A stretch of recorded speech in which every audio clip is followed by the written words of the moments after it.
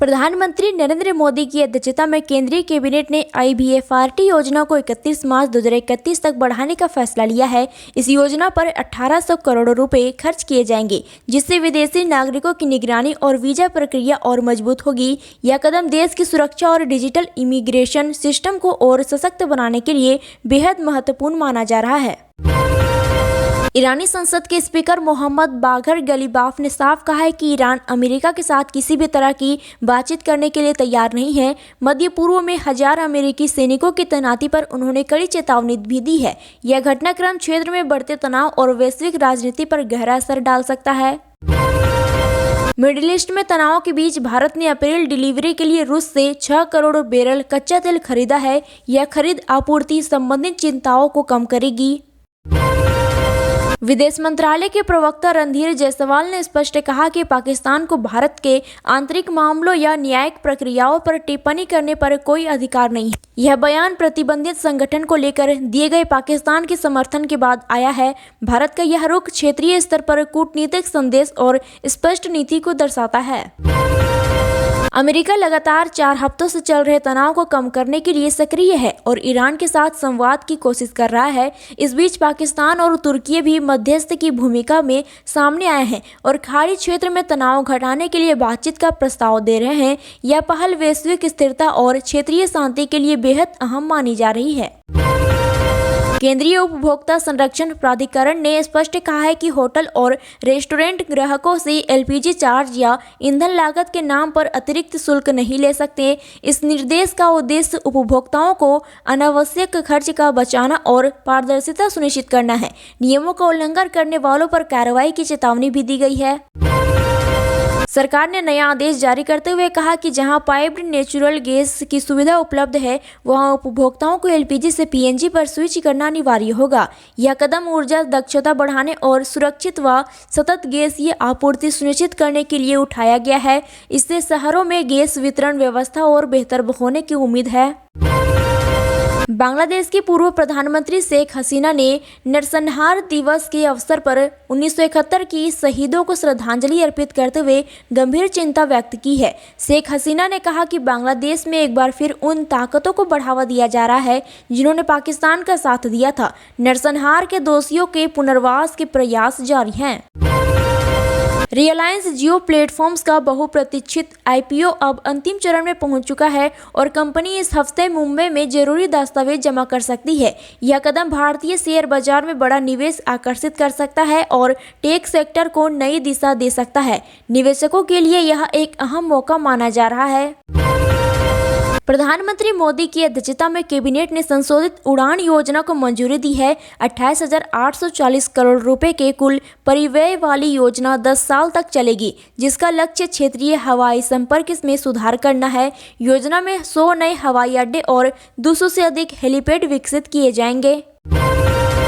सरकार ने बुधवार को स्पष्ट किया है कि देश में पेट्रोल, डीजल या रसोई गैस की कोई कमी नहीं है। सरकार ने नागरिकों से सोशल मीडिया पर फैलाई जा रही अफवाहों पर विश्वास न करने और घबराहट में गैस बुकिंग न करने का आग्रह किया है।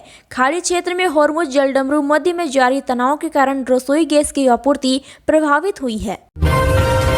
मार्च खत्म होने से पहले बैंक से जुड़े सभी जरूरी काम जल्दी निपटाने की सलाह दी गई है, क्योंकि 26 मार्च से देश के कई हिस्सों में लगातार 4 दिनों तक बैंक बंद रहेंगे। त्योहारों और साप्ताहिक अवकाश के कारण यह लंबी छुट्टी रहेगी। इसका सीधा असर लेन देन और बैंकिंग सेवाओं पर पड़ेगा, इसलिए पहले से तैयारी करना जरूरी है।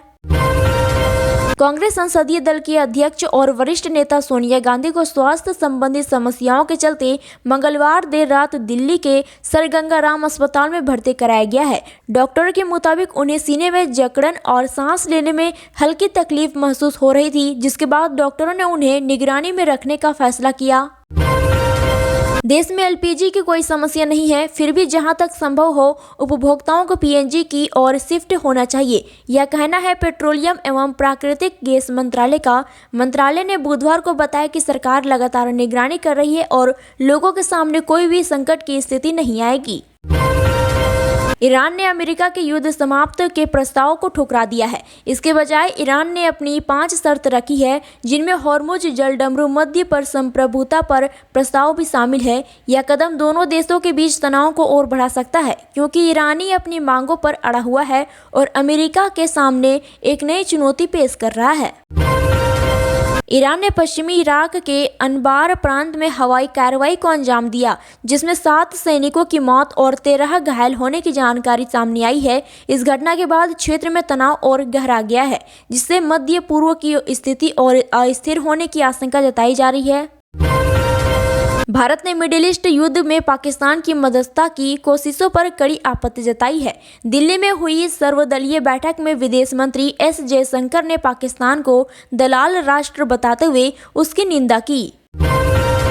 उत्तर सिक्किम के चुंगथांग क्षेत्र में भारी बारिश और भूस्खलन के कारण जनजीवन प्रभावित हुआ है, जहां 150 से 200 पर्यटक फंस गए हैं। प्रशासन ने उन्हें आईटीबीपी कैंप और गुरुद्वारे में सुरक्षित ठहराया गया है। राहत और बचाव कार्य जारी है और स्थिति पर लगातार नजर रखी जा रही है।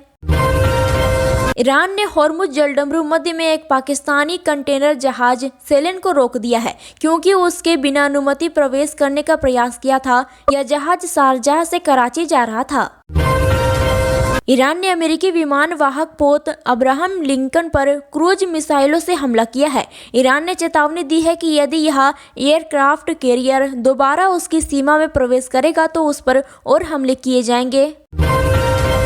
दिल्ली के सरफरा बाजार में सोने और चांदी की कीमतों में भारी बढ़ोतरी दर्ज की गई है। चांदी 11,250 बढ़कर 2.41 लाख प्रति किलो और सोना 4,900 चढ़कर 1.49 लाख प्रति 10 ग्राम पर पहुंच गया है। यह तेजी वैश्विक हालात और बढ़ती मांग के कारण तेजी देखी जा रही है, जिसका सीधा असर आम खरीदारों और निवेशकों पर पड़ रहा है। अमेरिकी राष्ट्रपति डोनाल्ड ट्रंप ने पुष्टि की है कि सऊदी अरब के क्राउन प्रिंस मोहम्मद बिन सलमान ईरान के खिलाफ अमेरिका के साथ खड़े हैं। यह घटनाक्रम अमेरिका, इजरायल और ईरान के बीच जारी तनाव के 26वें दिन सामने आया है। इससे मध्य पूर्व में गठबंधनों का स्वरूप बदलता दिख रहा है और वैश्विक राजनीति पर इसका असर पड़ रहा है। 8वें वेतन आयोग को लेकर केंद्र सरकार ने बड़ा अपडेट दिया है, जिससे लाखों सरकारी कर्मचारियों और पेंशनर्स के बीच इंतजार की तस्वीर साफ हो गई है। सरकार ने साफ कर दिया है कि 8वां वेतन आयोग अपनी रिपोर्ट गठन के 18 महीने के अंदर जमा करेगा। बंगाल में विशेष गहन पुनरीक्षण एसआईआर की पहली पूरक सूची में लगभग 13 लाख लोगों के नाम हटा दिए गए हैं। मुख्य चुनाव अधिकारी कार्यालय के सूत्रों के अनुसार 32 लाख मामलों में से 13 लाख नाम काटे गए हैं, जबकि 10 लाख नाम अंतिम मतदाता सूची से जोड़े गए हैं। हॉर्मुज संकट के कारण भारत में मेडिकल उपकरणों जैसे सिरिंज, दस्ताने और कैथेटर की कमी का खतरा मंडरा रहा है। कच्चे माल और पैकेजिंग की लागत में भारी वृद्धि हुई है, जिससे निर्माता दाम बढ़ाने पर विचार कर रहे हैं।